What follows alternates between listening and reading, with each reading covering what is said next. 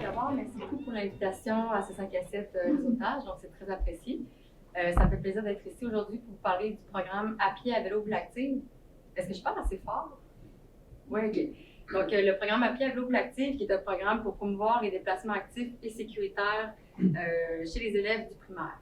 Donc, comme on l'a dit, mon nom est Annie Ruelland, je suis chargée de projet chez Accès Transport Viable. Donc, Accès Transport Viable, c'est un organisme qui a comme mission de promouvoir les déplacements viables, donc tout ce qui est alternatif à la... Donc, comme on l'a dit, mon nom est Annie Ruelland, je suis chargée de projet chez Accès Transport Viable. Donc, Accès Transport Viable, c'est un organisme qui a comme mission de promouvoir les déplacements viables, donc tout ce qui est alternatif à la voiture solo, donc transport en commun, vélo, marche, covoiturage, etc. On est également responsable de beaucoup d'activités de sensibilisation et de projets. Entre autres, on s'occupe de Tango, qui est un programme pour initier les personnes aînées au transport en commun, mais également au vélo et au covoiturage, le partage de voitures, donc Communauto à Québec. On est également responsable du mois du vélo. Donc en ce moment, on est dans le jus parce que finalement, le mois du vélo, c'est au mois de mai. Donc on travaille fort pour faire une bonne programmation, pour faire différents événements, pour faire la promotion du vélo sous toutes ses formes. Et également, on est responsable de la campagne Jean-Bart, qui est au mois de septembre et qui fait la promotion des modes de déplacement durables. Donc, avant de commencer, je pense que c'est important de définir qu'est-ce qu'on entend par déplacement actif. Donc, le déplacement actif, c'est toute forme de locomotion où l'énergie motrice est fournie par la personne qui se déplace. C'est important de mentionner que c'est dans un but utilitaire. Donc, c'est pas la marche ou le vélo récréatif ni sportif. C'est vraiment la marche au vélo pour se rendre au travail ou à l'épicerie, par exemple. Donc, pour commencer, je vais faire un bref portrait de ce qu'il y en est du transport actif chez les jeunes d'aujourd'hui. Donc, vous voyez avec les images que ce n'est pas des statistiques très positives. En fait, les jeunes d'aujourd'hui sont 40% moins actifs que les jeunes d'il y a 30 ans. Et le taux d'obésité juvénile a augmenté de 50% depuis ces 30 années-là. Au niveau provincial, les enfants d'âge primaire, il y a des statistiques également qui ne sont pas très joyeuses. Donc, c'est la moitié des filles et le quart des garçons qui n'atteignent pas le niveau d'activité physique recommandé, qui est de 1 heure par jour. Et chez les adolescents, ces taux-là sont encore plus élevés. C'est jusqu'à 60% environ chez les filles et la moitié des garçons qui n'atteignent pas les seuils. Donc, ce qui peut répondre, ce qui peut expliquer ce changement-là, finalement, au niveau des jeunes, ça peut être entre autres les changements au niveau des modes de transport. Donc, surtout pour se rendre jusqu'à l'école. Donc, quand on parle de port modal, on parle de proportion des déplacements qui sont effectués selon chaque type de mode de déplacement. Donc, à l'écran, vous avez en bleu l'apport modal pour les élèves d'âge primaire de la région de Québec en 91, donc 1991. On peut voir que c'est la moitié des déplacements, finalement, qui se faisaient à pied et un peu plus du tiers qui se faisait en autobus et 9% en voiture environ. En 2006, les ports modales ont beaucoup changé. Donc, on peut voir que ça s'est quand même égalisé, mais ça au détriment de la marche et au bénéfice de la voiture. Donc, la voiture qui est quand même grimpée jusqu'à 32%. Et ça dépend des milieux parce que des fois, c'est beaucoup plus élevé comme pourcentage. Donc, qu'est-ce qui fait en sorte qu'on va choisir un mode de transport par-dessus un autre? Comme, par exemple, pourquoi on prend la voiture plutôt que marcher pour se rendre jusqu'à l'école? Il y a différents facteurs qui expliquent ça. Bien sûr, il y en a d'ordre individuel, comme les conditions familiales, les horaires, conciliation de tout ça. Mais il y a beaucoup de facteurs qui viennent de l'environnement. Donc, à savoir l'environnement bâti, les infrastructures qui sont disponibles, l'état des infrastructures également. Donc, je vais tout détailler ça dans les prochaines diapositives. Donc, l'environnement bâti, on parle surtout de barrières au déplacement actif. Donc, si on est dans un milieu de vie qui comporte des barrières comme des larges routes à numéro, où est-ce qu'il y a beaucoup de circulation automobile, peut-être qu'on va être plus tenté d'emmener notre enfant à l'école en voiture plutôt que de le laisser marcher vers l'école. Également, c'est les trottoirs. Ça, c'est un facteur qui est assez important. Et aussi la localisation des usages au niveau de la municipalité. Donc, est-ce que la résidence est proche de l'école? Est-ce que c'est proche de quelques épiceries? Est-ce qu'on peut faire ses commissions à pied? Donc, ça va beaucoup influencer le mode de déplacement qu'on va utiliser. Donc, il y a une statistique qui est quand même très intéressante, c'est que depuis, en fait, en 3 décennies, l'éloignement des zones résidentielles des différents pôles de services a contribué à ce que, à faire passer finalement de 80 à 9 le nombre d'enfants canadiens qui se déplacent à pied à l'école. Également, comme facteur, il y a le sentiment de sécurité. En ce moment, dans le fond, autour des écoles primaires, il y a beaucoup. En fait, on se trouve dans un cercle vicieux de la sécurité routière. C'est-à-dire que pour plusieurs raisons, les parents sont nombreux à aller porter leurs enfants à l'école en voiture. Des fois, c'est plus rapide, c'est plus facile. Par contre, ça a comme effet d'augmenter la circulation automobile autour de l'école. Et puis, face à ça, les parents sont inquiets parce que l'environnement est plus perçu comme sécuritaire. Donc, les parents d'enfants qui se déplaçaient autrefois à pied vont peut-être tenter d'apporter leurs enfants à l'école en voiture. Donc, nous, on travaille lentement mais sûrement à faire changer cette boucle vicieuse-là. Donc, par la création d'environnements favorables au déplacement à pied et à vélo. Donc, comme ça, on essaie d'instaurer un sentiment de sécurité pour que les enfants, tranquillement, recommencent à aller à l'école à pied et à vélo. Donc, on dit toujours, un enfant de plus qui marche, c'est une voiture de moins autour de l'école. Donc, vous voyez des exemples d'ambiance autour de l'école. Et finalement, comme dernier critère, il y en a plein d'autres, mais que je vais expliquer aujourd'hui, il y a la norme sociale, qui fait aussi partie de l'environnement de chacun. Donc, on est dans une société qui, bien sûr, est fortement motorisée. Les déplacements en automobile sont valorisés parfois au détriment du transport actif, donc la marche et le vélo. Également, les municipalités ont parfois en fait, la forme urbaine laisse souvent une très grande place à la voiture, ce qui fait que les taux de motorisation sont plus élevés. Et si les parents sont motorisés, bien souvent, ça peut avoir un impact chez l'enfant qui finalement marche peu ou plus vraiment. Donc, pourquoi promouvoir le transport actif en milieu scolaire? Parce que c'est assez évident, mais quand même, c'est important de savoir que ça peut contribuer à fournir presque la moitié du seuil d'activité physique recommandée. Donc, un aller-retour, c'est peut-être en moyenne 24 minutes de marche. Et également, ce qui est bon à savoir pour les professeurs et les parents, c'est que l'exercice que fait un élève en marchant vers l'école et vice-versa de l'école à la maison se reflète sur la capacité de concentration de l'enfant jusqu'à 4 heures suivant l'activité, en fait, suivant le déplacement. Donc, ça a des bénéfices pas seulement pour l'enfant, mais également pour les gens qui l'entourent. Donc, sinon, à l'échelle d'une municipalité, pourquoi promouvoir le transport actif? Vous avez toutes les raisons à l'écran. Certaines sont plus évidentes, mais sinon, celle que j'ai soulignée en jaune, c'est une plus-value qu'une municipalité pourrait venir chercher en promouvant le transport actif. Donc, le transport actif, ça peut contribuer à la qualité de vie, à l'embellissement des milieux également, le dynamisme des secteurs commerciaux, entre autres, et également accroître le sentiment de sécurité. Donc, ça peut être très attractif pour des nouveaux ménages, par exemple. Aussi, ce qui est bon de savoir, c'est que le transport actif, c'est, en fait, tout le monde en bénéficie dans la municipalité. Donc, jeunes, moins jeunes, jeunes familles avec des poussettes. Donc, tout le monde y trouve son compte. Donc, le transport actif, on peut dire que c'est démocratique, c'est aussi économique, c'est écologique, parce qu'il y a moins d'émissions de gaz à effet de serre, ça c'est sûr, et c'est accessible universellement lorsque les aménagements sont bien réalisés. Donc, je saute dans le vif du sujet avec le programme À pied à vélo Ville active, le programme sur lequel je travaille. Donc, c'est un programme de Vélo Québec qui vise à favoriser les déplacements actifs de l'ensemble d'une municipalité. Donc, c'est pas seulement à l'échelle de l'école, c'est beaucoup plus que ça, finalement. Donc, c'est pour ça que ça s'appelle À pied à vélo Ville active. Auparavant, c'était Mon école à pied à vélo, mais on a décidé que, finalement, il y avait des bénéfices à dézoomer un peu de l'école. Donc, le programme se divise en 3 volets. Le premier, c'est la mobilisation du milieu. Donc, ça, c'est un volet qui est très important, puisqu'on vient attacher finalement différents intervenants de plusieurs domaines, donc autant la santé publique, secteur des loisirs, Sûreté du Québec aussi. Donc, on vient vraiment là, essayer de créer une mobilisation au niveau des intervenants du secteur. Ensuite, il y a le volet amélioration de la sécurité routière. Ça passe par le plan de déplacement. Donc, le plan de déplacement, c'est un gros rapport écrit, finalement, qui fait état des obstacles, mais aussi des recommandations pour améliorer la sécurité des déplacements. Et ensuite, il y a le volet sensibilisation, où est-ce que, entre autres, on fait des activités en classe pour initier les jeunes aux notions de sécurité routière. Donc, le diagnostic s'appuie sur une longue période de cueillette d'informations. Donc, on commence par un sondage auprès des parents d'élèves.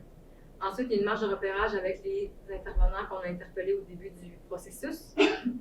Ensuite, il y a les explorateurs urbains. Donc, ça, c'est des animations scolaires là, au niveau des deuxièmes cycles. Ensuite, l'équipe d'APAVA, donc Appui à vélo Active, on s'affaire beaucoup à du travail d'analyse de différents documents. Donc, des documents qu'on vient chercher autant au niveau de la direction d'école, commission scolaire, municipalité, Sûreté du Québec, etc. Donc, bien sûr, le diagnostic va porter sur les différents enjeux qui sont liés à la sécurité des déplacements actifs, dont, entre autres, la vitesse de circulation, qui est le nerf de la guerre dans plusieurs des plans de déplacement qu'on a à faire. Donc, des exemples concrets qu'on a réalisés en Chaudière-Appalaches. En même temps, ça va vous permettre de voir le type de solution qu'on préconise selon certaines problématiques. Il y a, entre autres, bien sûr, l'ajout d'infrastructures pour piétons et cyclistes. Donc, vous avez l'exemple ici de Saint-Joseph de Coleraine. Le bâtiment à droite, c'est l'école. Et il y a le gros stationnement en façade. Donc, nous, bien sûr, on a vu l'opportunité de rajouter un trottoir, pas seulement en façade de l'école, mais également qui traverse pour aller rejoindre la cour d'école qui est en arrière du bâtiment pour avoir un accès plus direct à la cour de récréation. Ensuite, on propose bien souvent des mesures d'apaisement de la circulation. Donc, ces mesures-là peuvent être temporaires, comme par exemple des petits brigadiers statiques, des dos d'âne, du mobilier de rue. Mais ça peut être plus permanent aussi, comme des renflements de trottoirs, donc pour réduire la traversée des piétons, et également des passages piétonniers surélevés qui font office de dos d'âne également. Ensuite, lorsque c'est nécessaire, on peut travailler sur la révision des rues, en fait, la configuration des intersections. Donc, ici, vous avez l'exemple de Notre-Dame-des-Pins, parce qu'on avait l'intersection de la 1er avenue et de la 26e rue qui se confondait avec un embranchement en angle et aussi une entrée privée. Donc, à ce moment-là, on propose de venir un peu resserrer les rayons de courbure pour empêcher, finalement, empêcher les vitesses automobiles là, dans les rayons de courbure qui sont trop évasés. C'est plus facile à comprendre également lorsqu'on est automobiliste et aussi piéton. Et également, on propose souvent la délimitation d'espace. Ça, c'est souvent dans le but de raccourcir les distances sur lesquelles les piétons et les cyclistes sont vulnérables. C'est-à-dire que, ici, vous voyez, ça, c'est un espace de stationnement qui n'est pas délimité de la chaussée. Donc, finalement, tout le long, ici, les piétons sont dans une situation de vulnérabilité parce que les voitures peuvent entrer et sortir n'importe où. Donc, nous, c'est bien souvent commun de proposer de délimiter au moins une entrée ou une sortie pour limiter là, ces points de conflit. Également, on propose bien sûr la mise aux normes et la bonification du marquage et de la signalisation routière. Donc ici, vous avez l'exemple de Hadstock dans le secteur Sacré-Cœur de Marie. L'école est juste au fond, on ne la voit pas très bien, mais il y a également l'église. Et l'intersection, déjà les embranchements sont décalés, sont larges aussi. On n'a pas d'aménagement pour les piétons non plus. Donc, dans ce cas-ci, on a proposé de venir vraiment marquer l'intersection qui est susceptible de recevoir beaucoup de piétons et aussi d'ajouter des infrastructures pour cyclistes jusqu'à l'école. Les solutions passent aussi par des activités de sensibilisation qu'on va promouvoir et qu'on va recommander. Donc, tout ce qui est outils pour valoriser les déplacements actifs, on va aviser les municipalités de ce qu'ils peuvent avoir dans leur milieu. Également, ça s'applique pour les formations cyclistes averties. Et on va également appuyer toutes les initiatives de mobilisation citoyenne, comme par exemple, là c'est un exemple à Montréal, mais il y a des exemples semblables à Québec là, avec Tout doux dans nos rues, puis il y en a aussi également beaucoup en Chaudière-Appalaches. Donc, Tout doux dans nos rues, c'était pour faire ralentir les circulations de voitures dans les quartiers résidentiels. Et également, dans les solutions, on propose beaucoup du renforcement de surveillance et d'accompagnement. Donc ça passe par les brigadiers. On va souvent proposer leur maintien, mais aussi bien souvent l'ajout de brigadiers. On va également proposer Trottibus, qui est un système d'accompagnement finalement d'un groupe d'élèves marcheurs. Ça existe aussi sous forme de vélo, mais ce n'est pas encore très commun dans la région. et également les brigadiers élèves qui sont finalement formés par la Fondation CA Québec. Donc, après APAVA, qu'est-ce qu'on espère finalement dans les différents milieux qui ont été accompagnés? D'abord, il faut voir le plan de déplacement. Donc, il faut voir le rapport écrit comme un outil d'aide à la décision. Donc, cet outil-là a été développé en fait en tenant compte des réalités du milieu, en tenant compte des besoins des différents intervenants, des différents citoyens. Et aussi, on travaille fort pour arrimer ce rapport-là aux initiatives qui ont déjà lieu, comme les politiques sur les saines habitudes de vie, les politiques familiales et les municipalités amies des aînés. Donc, ce plan-là, c'est un outil d'aide à la décision qui, on espère, en fait, va être utilisé au gré des opportunités, parce qu'il y a beaucoup de recommandations qu'on fait. C'est sûr que ça ne sera pas du jour au lendemain, donc c'est important que l'ensemble des intervenants mobilisés gardent le plan de déplacement en tête, puis également sur leurs étagères pour y référer lorsque ce sera nécessaire. Donc, c'est pour ça que la mobilisation est très importante, parce que par la suite, c'est eux qui risquent de créer finalement des partenariats locaux pour coordonner les efforts et finalement faire des plans d'action pour que les recommandations se concrétisent sur le terrain. Puis également, nous, après, c'est sûr qu'on encourage les différents milieux à publiciser les bons coups, puis les bonnes pratiques d'aménagement pour que ça puisse inspirer les autres municipalités. Donc, finalement, pour faire l'état des lieux en Chaudière-Appalaches, vous voyez les 4 différentes commissions scolaires sur l'écran. Donc, pour chacune des commissions scolaires, il y a déjà une quinzaine de plans qui ont été réalisés. La colonne ici, vous voyez le nombre de municipalités qui n'ont pas encore bénéficié d'un plan de déplacement. Donc, on peut voir que tout dépendamment des commissions scolaires, il y a des secteurs où il y a eu plus de plans qui ont été faits que d'autres. Donc, il y a encore du travail qui peut être fait, mais c'est déjà très bien avancé en Chaudière-Appalaches. Donc, finalement, pour conclure, vous pouvez bien sûr consulter nos plans de déplacement depuis l'année 2006 sur notre site Internet. Donc, vous avez le lien à l'écran. Donc, c'est ce qui conclut ma présentation. Je vous remercie énormément. Et si vous avez des questions ou des commentaires, vous pouvez me rejoindre à mon adresse personnelle qui est à l'écran également. Donc, merci beaucoup. De mon côté, Pierre-Olivier Morissette, je travaille comme coordonnateur de projet chez le principal bien, je vais vous présenter en fait une rafale de projets terrain sur lesquels on travaille. Je prends tout de même un petit 2 minutes pour vous présenter l'organisation. Un peu comme mes collègues, en fait, on est tous membres d'organisations à but non lucratif et on est tous aussi basés à Québec, en fait, principalement au centre Frédéric-Mac. Donc, nous, on a une petite antenne aussi à Montréal, puis c'est un programme, en fait, qui était à la base fédérale. On était indépendant depuis 1997, mais depuis 1984, en fait, on a travaillé avec plus de 300 municipalités, Québec principalement, un peu Nouveau-Brunswick. Donc, ce qu'on propose, c'est pas une spécialité comme, par exemple, le transport ou l'architecture pure. Notre spécialité, en fait, c'est les centres-villes, c'est les noyaux villageois. On essaie de redonner du dynamisme, finalement, à ces milieux-là, croyant, en fait, fermement que c'est le corps et l'âme, finalement, des municipalités. C'est nos milieux de vie. Donc, plus on a de résidents dans notre centre-ville, plus il va y avoir de déplacements actifs. Mais si on veut plus de résidents, il faut aussi leur offrir des choses. Donc, ça prend du commerce également. Puis, il faut faire de la promotion de nos milieux. Il faut entretenir aussi notre trame résidentielle. Donc, on passe d'une vision globale, mais qui devient une recette particulière à chacun des milieux, indépendamment de leur grandeur, en fait, de leur taille, par des ingrédients qui sont leur patrimoine, leurs atouts locaux, en fait, qui sont différents d'un endroit à l'autre. Donc, ça nous donne toujours des projets qui sont assez remarquables dans leur individualité.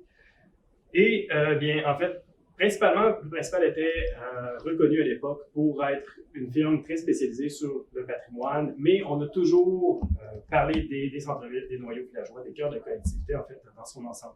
Donc, je commence par vous parler de l'aménagement et du design. Si on veut des cœurs de collectivité qui sont un peu plus en santé, ça nous prend des beaux cœurs de collectivité, des espaces publics qui se tiennent, une trame bâtie qui est accueillante et qui incite finalement les gens à revenir vivre dans les centres-villes.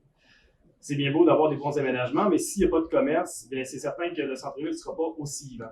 Donc, c'est sûr que ça nous prend du développement commercial. Et si on veut du commerce, bien, Aussi, il y a un effet de levier. Ça veut pas un gros centre-ville, si on va pouvoir attirer des nouveaux investisseurs, des gens commerciaux. Et vous allez devoir avoir la meilleure trame commerciale. Si personne ne le sait, il n'y a pas non plus d'avancement. Donc, il faut une promotion de tout ça, il faut du marketing, puis il faut animer aussi cette place publique-là qu'on vient de créer. Ces trois éléments-là sont tous les uns les autres interreliés. Et ce qui fait un peu l'huile dans l'engrenage de tout ça, évidemment, c'est la mobilisation du milieu et son organisation. Donc, ça prend une volonté, oui, administrative, mais politique et aussi civile. C'est un projet, en fait, qu'on essaie de faire avec chacune des municipalités avec lesquelles on travaille. Donc, bien évidemment, la première des choses qu'on essaie de donner, c'est une vision de développement qui est bâtie avec les gens des milieux. Donc, essayer de se positionner. Notre ville, c'est quoi son rôle? Et le centre-ville dans notre municipalité, notre village, notre coin villageois dans la municipalité, c'est quoi son rôle? C'est quoi sa fonction? À travers tout ça, bien, c'est là qu'on commence par mobiliser et organiser le milieu. Et on fait des actions, en fait, de la planification dans les différents volets que vous voyez. Quand je vous disais que c'est des recettes particulières, c'est que dépendamment des milieux, les gens sont plus avancés parfois au niveau de la promotion, de l'animation du milieu. D'autres fois, c'est au niveau de l'aménagement qui sont très avancés. Donc, on balance, on fait des planifications plus particulières dans chacun des volets, dépendamment de ce qui est le besoin. Et vous allez voir dans les prochains exemples, en fait, je vous amène des idées plus précises, finalement, de tout ce qui se fait. Et évidemment, l'idée, c'est de garder une suite à tout ça, puis pouvoir faire au fil des ans, est-ce que ça nous a apporté quelque chose, finalement, ces planifications-là? Je fais un retour en arrière. Habituellement, c'est une photo de Nicolet que je présente ici. Là, je fais un spécial Chaudière-Appalaches. J'ai travaillé à Arma dernièrement pour vous amener la petite réflexion sur notre développement, en fait, qui date depuis l'après-guerre, qui n'est pas propre au Québec, c'est partout en Amérique, on est pareil. Quand on fait du développement à la pièce, quand on a nos opportunités, c'est toujours très bien. L'idée, c'est pas d'essayer de freiner ce développement-là, c'est simplement de se donner une vision commune, toute la municipalité, puis voir vers où on veut s'en aller, puis essayer de garder finalement et canaliser cette énergie. Parce que petit à petit, avec les changements de propriétaires, que ce soit au niveau commercial, au niveau résidentiel, des investissements publics, nos milieux finalement se banalisent. Donc, vous voyez qu'on a la même trame, mais ce qui était finalement un beau commerce ici, qui est devenu tôlé, en fait, au niveau du rez-de-chaussée, et la belle petite tourelle qu'on avait finalement sur le bâtiment voisin, évidemment, a disparu. On a encore une porte qui est devenue une porte suicide qu'on peut ouvrir, puis qu'il n'y a pas non plus de garde finalement pour sortir, et la belle galerie qui était généreuse et couverte à l'avant est devenue un tambour qui peut servir quelques saisons par année, et la plupart du temps devient un débarras. Donc, on a gagné de l'espace. Est-ce que c'est de l'espace fonctionnel? C'est une autre histoire. Cette histoire-là est commune, en fait, à toutes nos municipalités. Et les actions qu'on mène sont justement, visent finalement à améliorer la situation. Pour faire ça, en fait, je vous présente quelques exemples dans des municipalités de Chaudière-Appalaches sous les différents volets. Commençons avec Lévis, qui a depuis 3 ou 4 ans, en fait, maintenant, commencé un programme pour se doter les 5 de ces cœurs villageois, partant de Vieux-Lauzon jusqu'à Saint-Nicolas, d'un programme particulier d'urbanisme. Donc, une planification plus particulière qui vise différents volets et qui est enchâssée dans une réglementation municipale. Ce qui est très bien, mais l'étape de plus qu'ils sont en train de faire actuellement, c'est qu'ils ont des corporations, des OBNL qui veulent gérer finalement ces différents noyaux-là. Et puis, présentement, ils sont en train d'essayer de les rationaliser finalement. Donc, on revoit avec eux le mode de gouvernance qu'ils ont. Toute leur charte, finalement, ça va probablement devenir une seule organisation pour essayer d'être un peu plus efficace sur le terrain. Donc, vous voyez qu'on peut gérer, finalement, il faut s'en occuper de nos centres-villes, de nos noyaux villageois. Si on ne le fait pas, ben, il ne se passera simplement rien. Puis, petit à petit, on va perdre l'identité puis l'idée, en fait, qu'on peut se faire du mieux. Autre belle initiative dans Bellechasse cette fois-ci, c'est l'intercommunalité. L'idée de se parler d'une ville à l'autre, de planifier nos actions en commun, donc voir si un milieu finalement qui veut une aréna, ben, les villes voisines ne soumissionnera pas sur la même subvention finalement auprès du gouvernement provincial. Question de pouvoir justement maximiser les infrastructures d'une municipalité à l'autre. Donc, on va choisir chacun c'est quoi nos forces, et dans la contrée en montagne, il y avait un volet qui était sur la valorisation des noyaux villageois. Et cette valorisation-là s'est faite avec un de leurs partenaires, la SADC, Bellechasse et Chemin.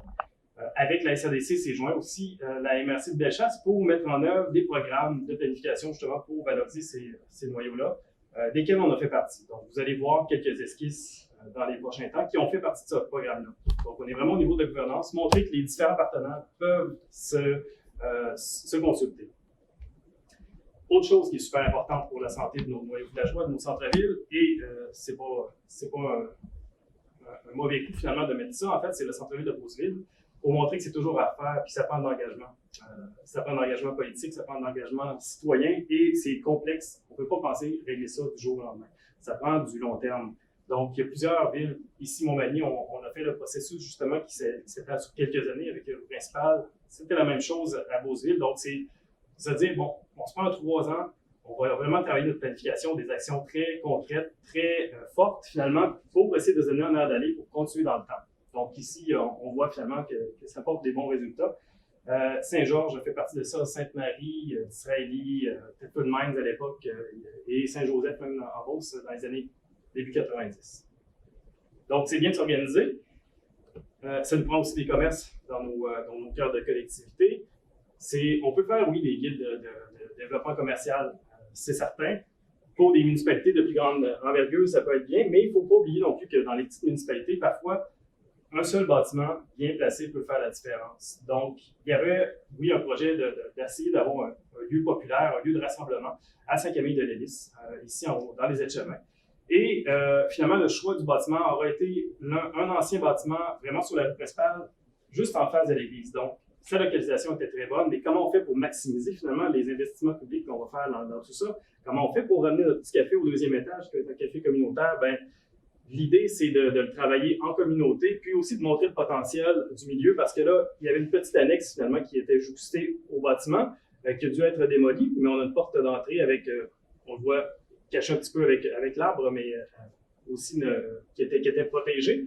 Mais c'est aussi de maximiser ça en ayant un parc qui va jusqu'à l'arrière du bâtiment, ce qui était un terrain vacant avant, pour pouvoir faire en sorte qu'on a un lieu autant intérieur qu'extérieur dans le cœur du village.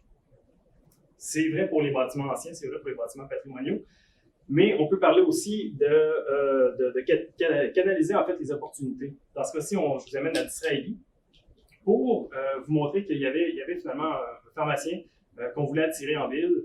Et ce bâtiment-là n'était pas construit, en fait. Donc, l'idée, c'est de montrer le potentiel d'un milieu, puis de montrer, la ville voulait montrer à l'entrepreneur qui était vraiment le meilleur site pour installer un nouveau bâtiment, c'était au centre-ville. Donc, ils nous ont demandé, en fait, entre autres, de faire une esquisse. C'est pas des plans de devis, c'est simplement une esquisse pour montrer, finalement, le potentiel du milieu. Puis, ça a fonctionné, finalement. La pharmacienne qui croyait s'en aller en paroisse, finalement, sur une route provinciale, a décidé finalement d'acquiescer à la demande de la ville, puis de venir au centre-ville pour bâtir un bâtiment. C'est, oui, des nouvelles opportunités, mais aussi conserver, surtout dans les plus petites municipalités, mettre beaucoup d'énergie pour ce qu'on a, notre commerce de proximité. C'est ce qui fait la base, en fait, d'une communauté. Plus encore que les endroits publics, c'est la quotidienneté. Quand on est forcé à avoir des usages au centre-ville, c'est encore plus puissant comme vecteur de rencontre, finalement, que les vecteurs de loisirs. Donc, Saint-Néré, en fait, qui était l'une des municipalités de Bellechasse avec qui on a travaillé, eux, leur gros projet aura été de faire un financement, finalement. Ils venaient de perdre les guichets, en fait, de la caisse à l'époque. Se sont bâtis, finalement, un gros socio-financement. Pas de GoFundMe, ni rien. Simplement du porte-à-porte, du membership à plus qu'1 millier de dollars, finalement, par membre, pour partir une coop, en fait, donc une épicerie qui a fêté son 2e anniversaire, qui va fêter son 3e encore, et qui est super impliqué finalement dans sa collectivité. Donc, oui, le développement, aussi l'animation, que ce soit de l'animation intensive. Ici, je vous amène à Saint-Vallier. C'est sûr que oui, le patrimoine bâti, c'est bien. Il faut penser aussi à votre histoire. Il faut réussir à voir qu'est-ce qui peut attirer les gens chez vous. Et eux, ben, ils ont la chance d'avoir l'histoire de la Corriveau, qui les représente très bien. Donc, ils ont l'été, en fait, vous pouvez voir des prestations qui peuvent attirer les gens, en fait, à Saint-Vallier. Donc, c'est leur patrimoine. Avoir une sorcière, c'est pas dans tous les villages qu'on a ça. Il faut se baser sur notre identité. Mais il faut aussi, pour faire vivre tout ça, ben, peut-être planifier à plus long terme. Donc, ils ont pensé dans leur cas, à faire en sorte que de l'église jusqu'au chalet des loisirs, qui est juste un petit peu plus loin, et ce stationnement public-là, on pourrait s'arranger pour la moduler, pour mettre une scène, finalement, dans le stationnement et se servir de ce lieu-là comme un endroit, finalement, pour faire des spectacles. Donc, essayer de penser le milieu autrement, de penser sur plus d'un usage. Les loisirs intensifs, ça peut être bien, ça nous amène des gros booms d'activités d'achalandage dans un milieu, dans un court temps. Penser d'une manière plus extensive une animation passive, finalement, ça peut aussi nous amener du monde, peut-être pas tous en même temps, mais sur une plus longue période. Vous voyez donc Saint-Georges, en fait, ici, un beau reflet entre cette sculpture puis l'église. En fait, l'idée aurait été, entre autres à Saint-Georges, de fonder différents OBNL, de ramener, oui, le Grand Marché au centre-ville, mais dans ce cas-ci, c'est Beaux-Arts, l'International de sculpture, qui va amener 10 sculptures par année. À Saint-Georges, c'était pas vendu d'avance d'essayer de dire on va amener des sculptures de l'art public finalement dans les rues, mais ils se sont pris de la bonne manière en disant on veut pas des figures abstraites, on veut quelque chose de très concret, puis que les gens vont pouvoir reconnaître, puis ça va toujours être des matériaux qui vont être durables, dont le métal, parce qu'on a quand même un petit noyau d'acierie dans la Beauce, et de pierre. Autre chose qu'ils ont amené dans le même genre, c'est une opportunité qui n'était pas nécessairement dans leur planification, mais qui était dans la vague, dans les orientations qu'ils voulaient amener. Donc, ici, c'est le musée des Lilas. Donc, Saint-Georges, maintenant, je ne sais pas si vous le savez, mais il y a le plus grand musée, en fait, de différentes sortes, en fait, de différents cultivars de lilas au Canada. Donc, c'est l'un des endroits qui va probablement faire parler de plus en plus de lui une fois que les lilas auront grandi. Donc, oui, l'animation, comme je vous disais, il faut en parler. On travaille à Saint-Georges, aussi Vivre en ville, et maintenant, Accès aussi va y travailler. Ils se sont dotés d'une nouvelle image municipale, puis l'idée, en fait, c'est de s'arranger pour que tout soit cohérent, tout soit vraiment sur le même diapason. Vous voyez, entre autres, là, ne serait-ce que dans leur ancien logo, l'image publique était différente. Donc, ça n'apporte pas le même message pour les citoyens, pour les gens qui veulent venir visiter le milieu. Ça nous amène à s'approprier l'espace, à l'aménagement. Donc, ici, on est à Saint-Léon de Standen, et le projet qui aurait été retenu à Saint-Léon, c'est un terrain vacant qui est une ancienne épicerie, puis les citoyens s'étaient déjà appropriés d'une manière un peu illégale, finalement, ce coin-là pour se mettre des petits terreaux, puis faire un jardin communautaire. Finalement, ça aurait été un beau parc, finalement, qui aurait été avalisé, en fait. Donc, la ville a permis vraiment ces usages-là d'en faire un espace public avec que des éléments qui sont soit comestibles ou pollinisateurs. Donc, il n'y a pas de gazon dans ce parc-là. C'est toutes des choses pour faciliter, finalement, la pollinisation avec les abeilles ou un jardin collectif. Relier les lieux publics, bien, on est à Ise-Bretonne à ce moment-ci. En fait, l'idée Annie en a parlé aussi bien mieux, en fait, et plus longuement que moi. L'idée, c'est de définir l'espace entre ce qui est privé et ce qui est public et de s'arranger que les gens aient le goût, finalement, de passer d'un achalandeur A à un achalandeur B. Donc, c'est tout simple, en fait, parfois à faire. Là, on y va un peu plus en élégance, en fait, là, donc avec beaucoup de plantations. Mais vous voyez qu'ici, il y a ne serait-ce même pas de marquage au sol. Donc, c'est difficile pour les gens de savoir quand est-ce qu'ils sont dans la rue, quand est-ce qu'ils sont finalement du bon côté du trottoir.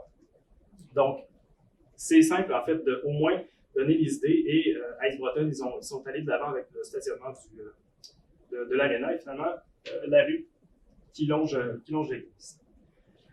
Ça peut être parfois seulement l'espace public. Il faut penser à ces espaces publics-là. On a un bel exemple ici, justement, à Montmagny, avec l'amphithéâtre à air ouverte que vous avez. Dernièrement, on a travaillé aussi à Saint-Elzéar, qui, au coin de la route provinciale et de l'avenue principale, avait finalement ce qui était l'ancienne caisse, qui est devenu l'hôtel de ville. Un certain hasard, ça arrive assez fréquemment. Puis, qu'est-ce qu'on fait finalement? Est-ce qu'on garde autant de stationnement que ça? Ou est-ce qu'on veut en faire un deuxième lieu qui serait notre point d'ancrage, qui est un peu notre carte de visite finalement, que les gens puissent voir ce qui se passe, c'est quoi la beauté à Saint-Elzéar, et s'en servir comme lieu événementiel à l'occasion. Et finalement, je vous amène sur le patrimoine, encore une fois. Il faut chérir son identité. Donc, ça peut être par de la protection à Saint-Raphaël. Ils ont adopté un PIA. On prône des règlements de rénovation de bâtiments comme Arma, comme à Saint-Raphaël. Question de, oui, avoir une certaine cohérence avec l'authenticité des bâtiments, mais aussi donner les moyens aux résidents d'avoir les fonds nécessaires pour rénover leurs bâtiments d'une bonne manière. Donc, oui, il y a la réglementation, mais il faut aussi faire de la sensibilisation. Dans leur cas, ça aurait été d'aller faire des conférences, en fait, sur le patrimoine et expliquer un peu mieux ce que c'est cette réglementation. Et pour finir, rénover, c'est payant. Donc, oui, c'est bien d'avoir des bons centres-villes, mais c'est aussi un investissement pour la communauté en tant que telle, pour la vie, pour l'âme, mais aussi pour la finance des municipalités. C'est certain que ces bâtiments-ci, ça redonne un peu plus le goût, finalement, de pouvoir y aller quand on est dans ces éléments-là. On est à d'Israëli de ce côté-ci. Il y a un beau programme avec plusieurs bâtiments qui ont été rénovés au fil des années pour revoir cette municipalité-là.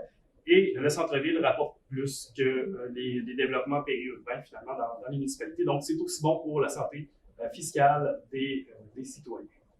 Donc, voilà, je m'arrête sur ça, passant la parole à David. Si vous avez des questions, je suis aussi là. Et vous avez notre Facebook, notre site web. Si vous avez le goût d'en savoir plus sur nous, ça va me faire plaisir de vous en parler. Merci.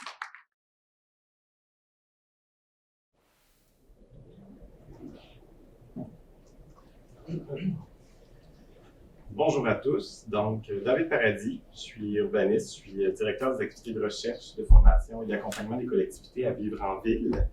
Vivre en Ville aussi, une OBNL qui travaille à l'échelle du Québec sur la mise en place, la sensibilisation et la mise en place des collectivités viables, ou si vous voulez, l'intégration des principes du développement durable à l'intérieur des pratiques, notamment de l'aménagement et de l'urbanisme. Dans différents contextes, à différentes échelles. Donc, on travaille à la grandeur du Québec, mais sur différents types de projets très locaux à régionaux, en passant par les politiques publiques diverses à l'échelle nationale. Dans tous les cas, nos activités servent de vitrine à des enjeux nationaux. Donc, si on travaille à l'échelle locale, c'est pour illustrer qu'il est possible de faire quelque chose qui peut être inspirant pour l'ensemble des Québécois. Aujourd'hui, je vais vous parler de ce que Vivre en Ville a fait avec la MRC de la Nouvelle-Beauce, sur le territoire de la MRC ainsi que de ses municipalités depuis 2016. Le tout a commencé lorsque la MRC nous a contactés pour savoir si on était prêt à organiser et animer des rencontres de la commission d'aménagement de la MRC qui allait explorer quelles pouvaient être les modifications possibles au schéma d'aménagement, toujours dans une optique de développement durable du territoire. Il y avait 4 chantiers qui ont été proposés à cette époque: l'occupation du territoire, l'urbanisme, le paysage et l'environnement, et la communauté et le développement. À l'origine, c'était prévu être 4 rencontres, qui sont devenues 5 parce qu'il y a eu une grande rencontre synthèse de tout ça avec les participants, puis ensuite une grande plénière qui a été tenue plus tard avec l'ensemble des conseils municipaux des différentes municipalités de la MRC de la Nouvelle-Beauce. Le chantier de l'urbanisme a été particulièrement important dans le cadre de ces activités-là parce que, en fait, ça a permis de mettre en évidence une situation assez particulière de la MRC qui était sa grande croissance démographique, ce qui n'était pas le cas il y a 20 ans particulièrement, mais ça a accéléré au début, disons, le début des années 2000. Et surtout dans le nord, les municipalités du nord de la MRC de la Nouvelle-Beauce, où on pouvait voir, comme vous voyez à l'écran, qu'en 2001-2016, il y a eu une croissance démographique de plus de 30% pour certaines municipalités, ce qui est énorme. Évidemment, pour une croissance générale de 20% démographique à l'échelle de la MRC au complet. Donc, c'est assez variable d'une municipalité à l'autre, mais celles qui sont plus proches de Lévis et de Québec ont vécu une très grande croissance démographique.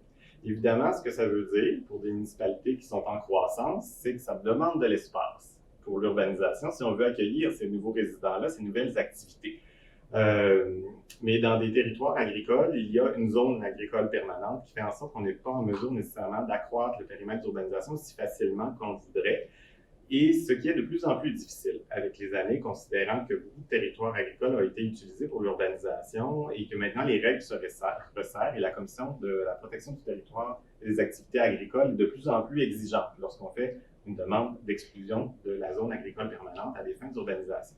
Les raisons qui sont données sont multiples, dépendant des secteurs où on se trouve, mais on a remarqué avec la MRC qu'il y avait des éléments qui revenaient souvent sur son territoire. C'était les raisons pour dire non étaient que, évidemment, la qualité des sols était très bonne, on comprend, mais aussi des raisons liées à la croissance démographique, l'incertitude de cette croissance-là, du maintien de cette croissance-là dans le temps. Est-ce que ça va continuer à croître de la même manière aussi rapidement? Et la disponibilité réelle des terrains. Donc, la Commission jugeait que, dans certains cas, les terrains étaient encore suffisants, du moins pour un certain temps, et que la densité qui était projetée par les municipalités était trop faible. Donc, on n'optimisait pas le périmètre d'urbanisation et donc il n'était pas nécessairement nécessaire de procéder à une exclusion de la zone agricole maintenant.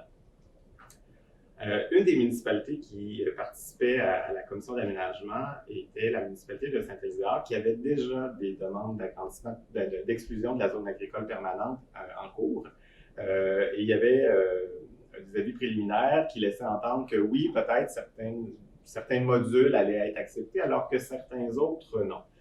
Donc, la municipalité nous a accepté de faire un exercice de planification avec Vivre en Ville pour explorer dans quelle mesure il était possible d'optimiser les densités qui étaient projetées dans les agrandissements de périmètre d'urbanisation, mais aussi d'explorer comment il était possible de se redévelopper de l'intérieur d'un coup. On ne pourrait pas agrandir nos périmètres d'urbanisation. Donc, autrement dit, il y avait une solution pour acquérir du territoire pour l'urbanisation, mais il y avait aussi une contrepartie, c'est si on n'y arrive pas, on va quand même pouvoir se développer. Donc, la démarche que Vivre en Ville a proposée à cette municipalité-ci, comme on le fait dans beaucoup d'autres municipalités, c'est premièrement de bien connaître le territoire.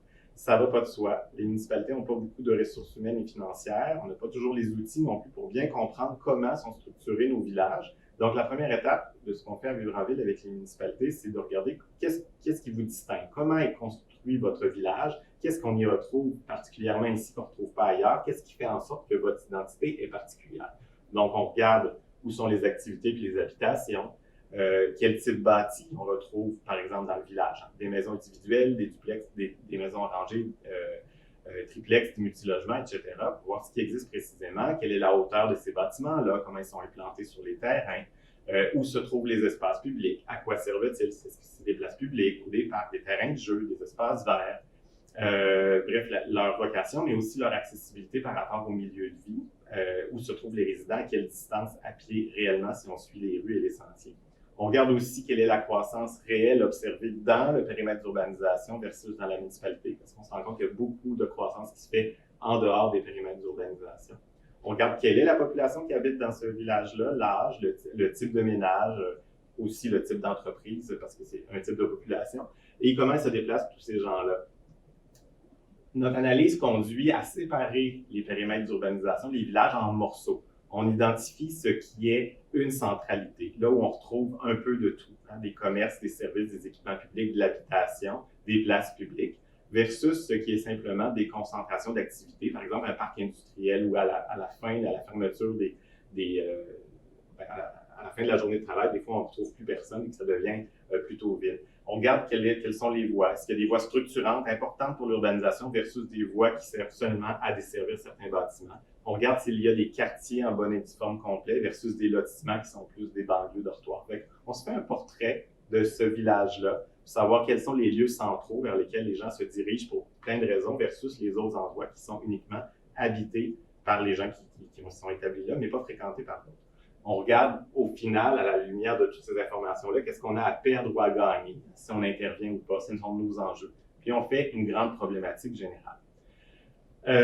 Cette grande problématique-là, c'est la base sur laquelle on travaille et qui nous permet d'établir des grandes lignes pour un projet urbanistique. Qu'est-ce que deviendra le village dans l'avenir si on souhaite intervenir d'une manière ou d'une autre? Fait qu'on va chercher à identifier les sites qui peuvent être consolidés pour renforcer les centralités qu'on va identifier dans le village et voir faire d'autres pôles de services d'éventuelles centralités. Des fois, vous avez une station-service qui, tout à coup, se met à servir de dépanneurs et de bureaux de poste et de restaurants. C'est juste un bâtiment, mais c'est un lieu très important dans la municipalité, mais peut-être qu'on est capable de miser là-dessus pour créer une nouvelle centralité qui va se déployer à travers les décennies. Et en plus de ça, comment on va avoir réussi à consolider les centralités, comment les extensions du village vont participer à cette consolidation-là aussi.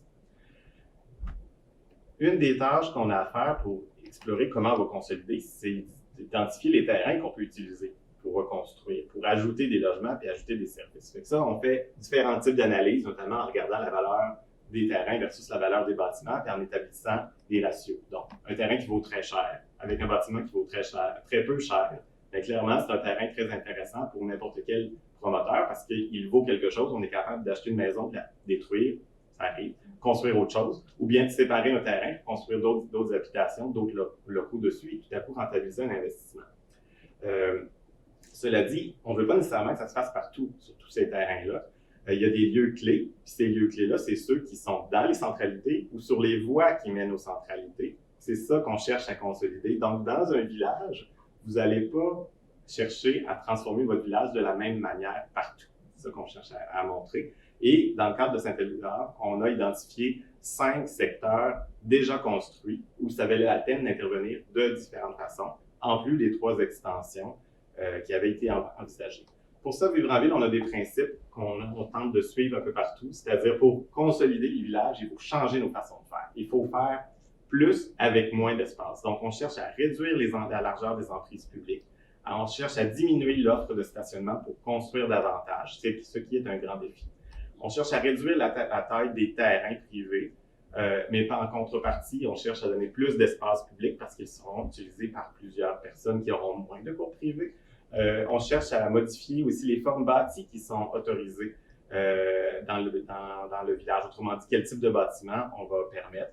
Puis, évidemment, on cherche à miser sur le patrimoine qu'on a déjà, donc on ne cherche pas à détruire absolument. Au contraire, on cherche à conserver ce qu'on a, mais à faire davantage. Donc, le projet, il est très, très, très différent, dépendant de la section du village où on se trouve. Puis là, je vous amène dans le cœur même de Saint-Elzéar, pas très loin de ce que Olivier a montré tout à l'heure.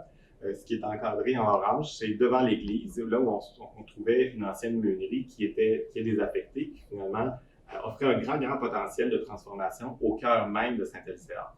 Et notre grande préoccupation à Vivre en ville, et ça on l'a exploré dans d'autres contextes, notamment à Cap-Saint-Ignace, c'est de développer en fonction des lignes de propriété existantes. Donc, il y a des propriétaires qui existent. Ils ne sont pas tous prêts à vendre en même temps au moment où on souhaiterait qu'ils vendent.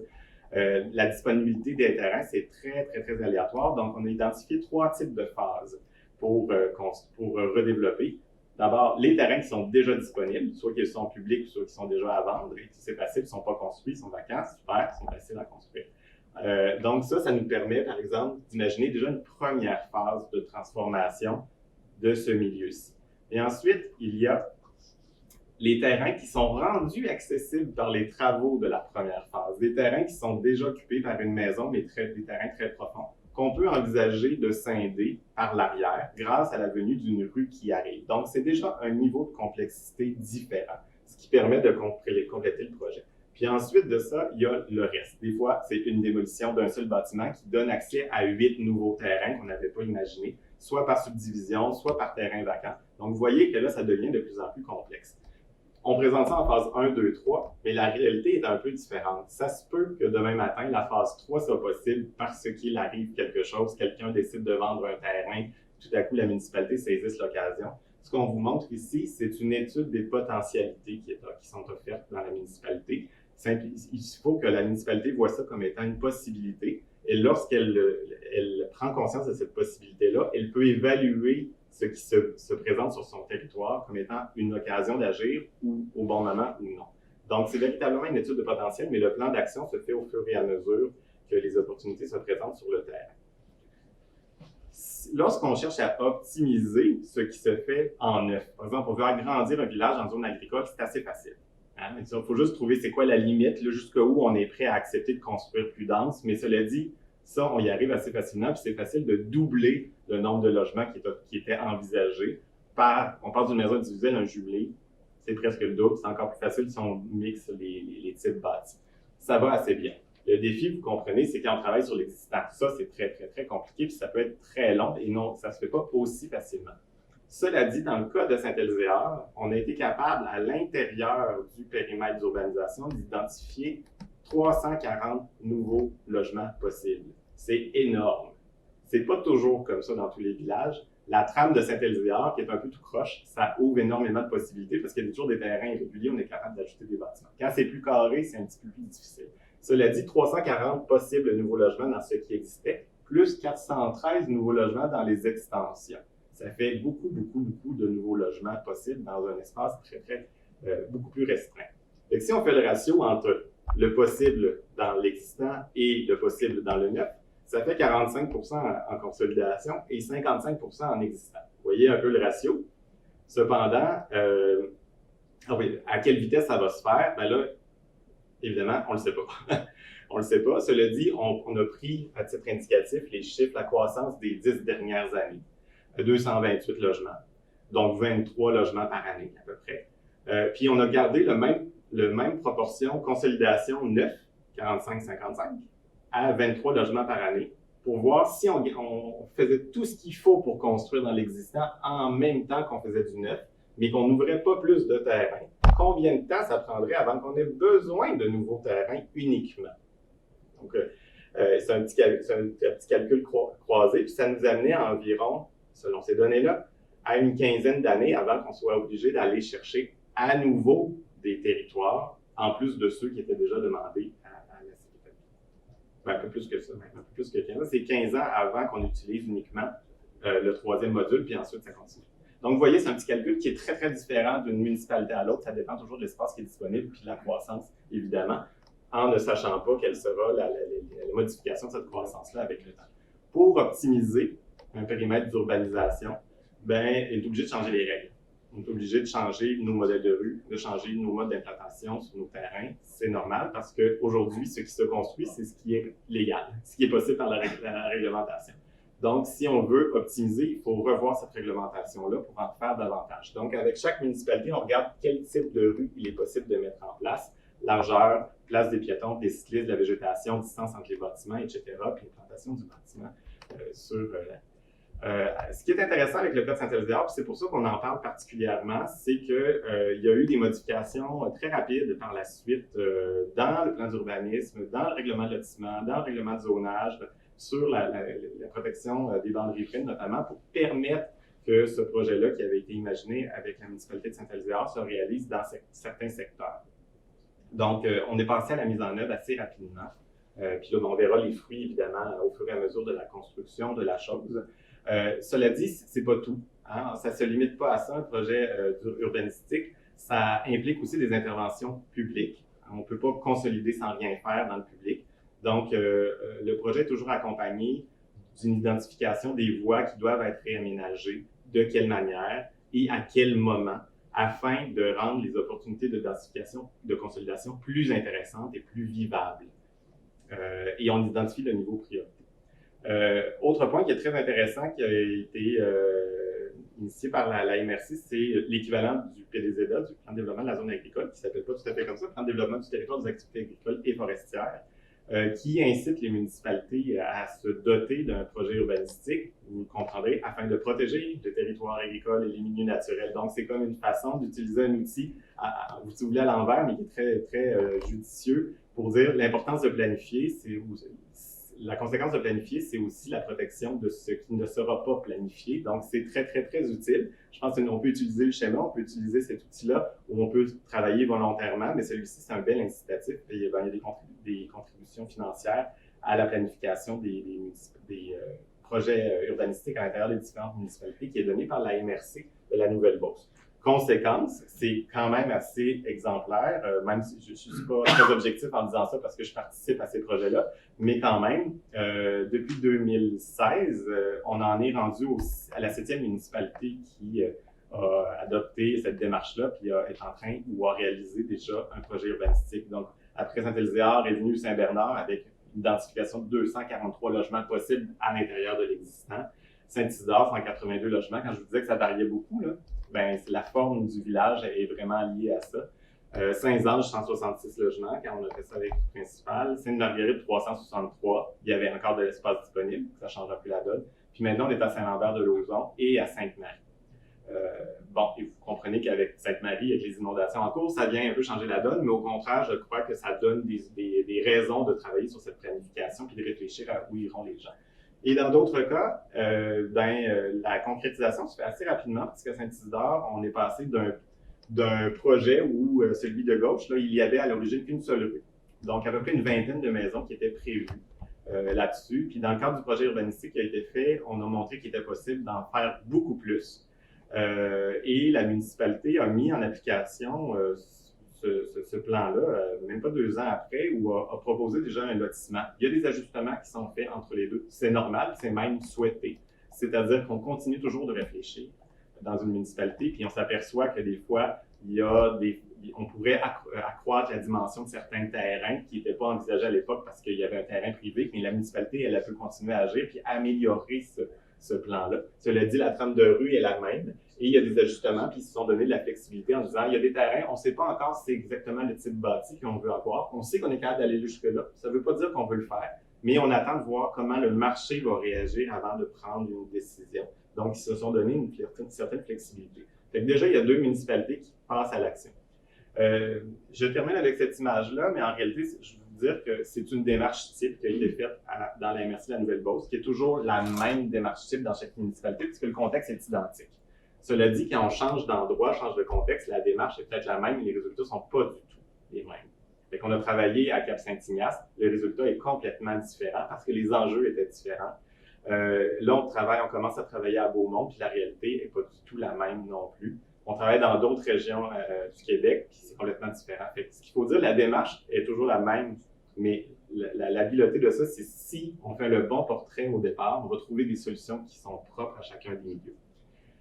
Et tout ça, vous le comprenez, si on fait de la consolidation, c'est pas uniquement pour protéger le territoire agricole, pas juste pour faire danse parce que c'est le fun de faire danse, mais au bout du compte, ce qui nous intéresse, c'est aussi la qualité de vie des résidents, puis les saines habitudes de vie, puis l'ensemble des composantes de ces projets-là contribuent à changer les comportements du quotidien pour l'ensemble des individus. Donc, notamment, travailler à ce que, par exemple, les écoliers aillent à l'école à pied, mais aussi que les personnes âgées puissent se déplacer à pied dans ces milieux-là. Puis c'est aussi un outil qui permet de repositionner certaines interventions comme celle de rue principale. C'est pour ça qu'on travaille ensemble dans certains projets en disant on ne travaille pas aux mêmes échelles, puis on est toujours capable d'approfondir un aspect que l'autre organisation, finalement, maîtrise très bien, mais qui n'est pas nécessairement notre force. Donc voilà, je vous laisse là-dessus en vous laissant nous poser des questions pour en connaître davantage sur ces projets ou ces activités puis nos missions respectives. Merci.